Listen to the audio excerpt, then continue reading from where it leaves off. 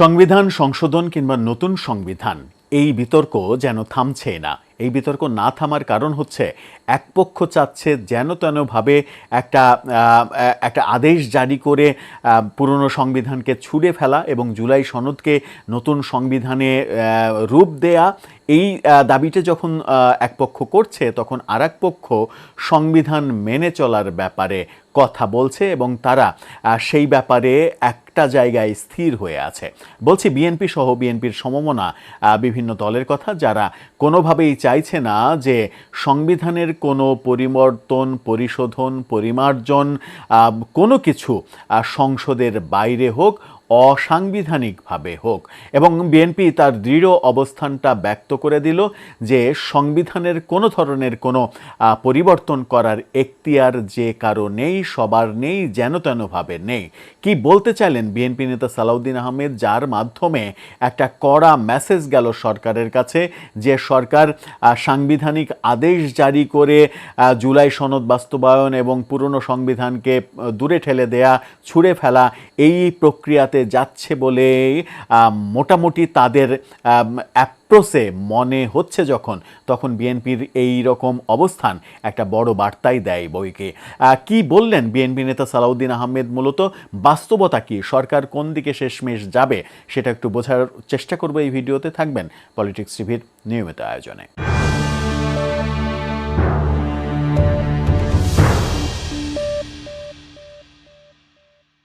দর্শক, বলছিলাম সংবিধান, জুলাই সনদ বাস্তবায়ন, সংবিধানের যে কোনো ধরনের পরিবর্তন এটা যে অসাংবিধানিকভাবে করা যাবে না, সংসদ ছাড়া করা যাবে না, এই জায়গাটায় বিএনপি আবারও তাদের অবস্থান স্পষ্ট করে দিয়েছে।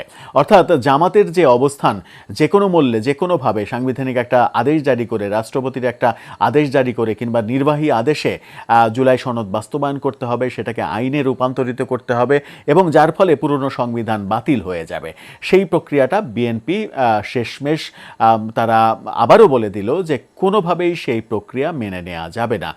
সালাউদ্দিন আহমেদ বিএনপি নেতা, তিনি যেটা বললেন তাকে নিয়ে আজকের পত্রিকা যে শিরোনামটা করেছে সেই শিরোনামটা আপনারা দেখে নিতে পারেন। সেখানে বলা হচ্ছে, সাংবিধানিক প্রক্রিয়া ছাড়া বাংলাদেশের সংবিধান পরিবর্তনের অধিকার কারো নেই। অর্থাৎ কোনোভাবেই বাংলাদেশের সংবিধান পরিবর্তন করতে পারবে না সাংবিধানিক ওয়ে ছাড়া, এবং সেই সাংবিধানিক ওয়ে হচ্ছে সংসদের 2/3 ভোট। এর বাইরে কোনো প্রক্রিয়াই সংবিধান সংশোধন কিংবা সংবিধানের পরিবর্তন করা যাবে না। বিএনপির স্থায়ী কমিটির সদস্য সালাউদ্দিন আহমেদ তিনি এই উক্তিটি গতকালকে করেছেন। রাজধানীর রমনার ইঞ্জিনিয়ার্স ইনস্টিটিউশনে এই মন্তব্যটি করেছেন। 36তম প্রতিষ্ঠাবার্ষিকী উপলক্ষে গণ অভ্যুত্থান পরবর্তী জাতীয় ঐক্যমত প্রতিষ্ঠা, সুষ্ঠু ও গ্রহণযোগ্য নির্বাচনে গণতান্ত্রিক উত্তরণে করণীয় শীর্ষক একটি সেমিনারে এই বক্তব্য তিনি বলেন। জুলাই সনদ এবং সংখ্যানুপাতিক পদ্ধতি পিআর বিষয়ে চলমান বিতর্ক নিয়ে বিএনপির স্থায়ী কমিটির সদস্য সালাউদ্দিন আহমেদ বলেছেন, রাষ্ট্র কোনো ছেলে খেলা নয়। 18 কোটি মানুষের ভাগ্য নিয়ে আমরা ছিনিমিনি খেলতে পারি না। স্পষ্ট করে বলে দিয়েছেন যে এটা নিয়ে ছেলে খেলা করা যাবে না, জনগণের ভাগ্য, জনগণের অধিকার নিয়ে সিনিমিনি খেলা যাবে না। আরও তিনি বলেছেন যে এই রাষ্ট্রকে একটা নিয়মতান্ত্রিক পদ্ধতিতে চলতে দিতে হবে। কোনো রাজনৈতিক দলের অভিসন্ধির কাছে আমরা কোনোদিন মাথা নত করতে পারি না। জনগণই হচ্ছে চূড়ান্ত সিদ্ধান্ত দেওয়ার মালিক, আসুন আমরা তাদের কাছে যাই। অর্থাৎ জনগণের কাছে যাওয়া, জনগণের ভোটে সংসদ গঠন করা এবং সেই সংসদে আইন পাশ করা কিংবা সংবিধানের পরিবর্তন, পরিশোধন, পরিমার্জন সেগুলো করা। যে বিধি রয়েছে সংবিধানের, সেই বিধি অনুযায়ী 2/3 ভোট যদি পাওয়া যায় তাহলে সংবিধানের যে কোনো পরিবর্তন করা যেতে পারে। সংবিধানের মৌলিক পরিবর্তন ছাড়া কোনোভাবেই, কোনো অজুহাতেই সংবিধানের মৌলিক পরিবর্তন করা যাবে না, এটা বাংলাদেশের সংবিধানে লেখা আছে। সেই ক্ষেত্রে সংবিধানের মূল যে নীতি, চারটি যে মূলনীতি, সেটাও পরিবর্তন করা যাবে না যদি আপনি সংবিধান মানেন। আর সংবিধান যদি না মেনে অন্য কোনো উপায়ে এগুলো করতে চান তাহলে কোনো না কোনো দিন আপনাকে আদালতের মুখোমুখি হতে হবে এবং আদালতে জবাবদিহি করতে হবে। সেই রকম কর্মকাণ্ডে কিংবা সেই রকম ওয়েতে বিএনপি যেতে চায় না, সেটাই ঘোষণা করেছে। যদিও এই সরকারের প্রস্তাবিত মূলনীতি পরিবর্তনের ব্যাপারে বিএনপি একমত হয়েছে, যেটা অবাক করার ব্যাপার, কারণ বিএনপির যিনি প্রতিষ্ঠাতা প্রেসিডেন্ট জিয়াউর রহমান, তিনি একজন বীর মুক্তিযোদ্ধা, বীর উত্তম, একজন সেক্টর কমান্ডার।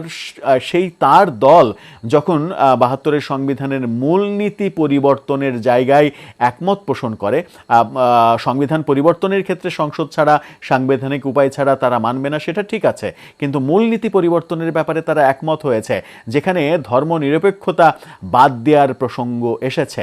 তো ধর্মনিরপেক্ষতা যদি বাদ দেওয়া হয়, বিএনপি কি সাম্প্রদায়িক দলগুলোর মতো এ দেশকে ধর্মের ভিত্তিতে গঠিত হোক এটা চাই? ধর্মের ভিত্তিতে দেশ গঠন হবে যেটা কোনোভাবেই স্বাধীনতার মূল চেতনার সঙ্গে যায় না, স্বাধীনতার মূল চেতনার পরিপন্থী যেটা, ৭২-এর সংবিধানের পরিপন্থী যেটা। এবং বিএনপি বিভিন্ন সময় ৭২-এর সংবিধানকে ছুঁড়ে ফেলা যাবে না, ৭২-এর সংবিধান আমাদের মুক্তিযুদ্ধের মাধ্যমে অর্জিত সংবিধান, এটা আওয়ামী লীগের সংবিধান না, আওয়ামী লীগের সংবিধান বলে এটাকে ছুঁড়ে ফেলে দেওয়ার কোনো কারণ নেই, এরকম অবস্থান ব্যক্ত করেছে। আবার যখন মূলনীতি পরিবর্তনে ধর্মনিরপেক্ষতার প্রসঙ্গ এসেছে, সেটা পরিবর্তনের ব্যাপারেও বিএনপি একমত হয়েছে। এখানে বিএনপির রাজনীতি অনেকখানি প্রশ্নবিদ্ধ হয়েছে বলে অনেকে মনে করেন, কারণ বিএনপির রাজনীতি যদি মুক্তিযুদ্ধের চেতনার 1%ও মানে সাংঘর্ষিক হয়, তাহলে সেটা বড় বিতর্কের সৃষ্টি করবে। যে কারণে আওয়ামী লীগ মুক্তিযুদ্ধকে নিজের এক ধরনের পৈতৃক সম্পত্তিতে রূপান্তরিত করতে পেরেছে, সেই কারণটা হচ্ছে অন্যান্য রাজনৈতিক দলগুলো নানাভাবে মুক্তিযুদ্ধের নানা ছোট বড় অনেক বিষয়ে তাদের দ্বিমত প্রকাশ করেছে এবং তাদের ভিন্ন অবস্থান প্রকাশ করেছে। এই কারণে আওয়ামী লীগ এক ধরনের একচ্ছত্র মালিকানা তুলে নেওয়ার চেষ্টা করেছে বিভিন্ন সময়। এই কারণে আওয়ামী লীগকে আমরা দোষারোপ করি ঠিকই, কিন্তু সেই দোষারোপ করার সময় সাথে সাথে আমাদেরকে এই দোষটাও দিতে হবে যে আওয়ামী লীগ এটা করতে পারলো কেন, নিশ্চিত করেই অন্যান্য দলের দুর্বলতার কারণে এটা করতে পেরেছে। এই মুহূর্তে এসে বিএনপি যদি সংবিধানের মূলনীতি পরিবর্তনের ব্যাপারে মানে একমত হয়েছে, এটা আমরা মানে দেখছি যখন, তবুও বিশ্বাস করতে কষ্ট হয় যে বিএনপি মানে একজন সেক্টর কমান্ডারের দল, একজন বীর উত্তমের খেতাবপ্রাপ্ত একজন মুক্তিযোদ্ধা, বীর মুক্তিযোদ্ধার দল, সেই দল ৭২-এর সংবিধানের মূল নীতি পরিবর্তনেও একমত হয়েছে। একদিকে সালাউদ্দিন আহমেদ যেমন বলছেন যে অসাংবিধানিকভাবে কোনোভাবেই সংবিধানের কাটাছেঁড়া করা যাবে না, কিংবা সংবিধান নিয়ে ছিনিমিনি খেলা যাবে না, সেটা যেমন খুবই প্রশংসিত ব্যাপার, আবার সেই সালাউদ্দিন আহমেদই ঐক্যমত্য কমিশনের মিটিংয়ে যখন সংবিধানের মূল নীতি থেকে ধর্মনিরপেক্ষতা বাদ দেওয়ার প্রসঙ্গ আসে, তিনি যখন একমত হন, মেনে নেন, তখন প্রশ্ন আসে যে বিএনপি আওয়ামী লীগের অনুপস্থিতিতেও মুক্তিযুদ্ধের পরিপূর্ণ আদর্শ বাস্তবায়নের পথে নিজেদেরকে অগ্রসর করতে পারছে কিনা, নাকি এখনও তাদের পরিপূর্ণ জায়গাটা অর্জিত হয়নি। দর্শক, এ ব্যাপারে আপনার মন্তব্য জানিয়ে লিখতে পারেন আমাদের কমেন্ট বক্সে।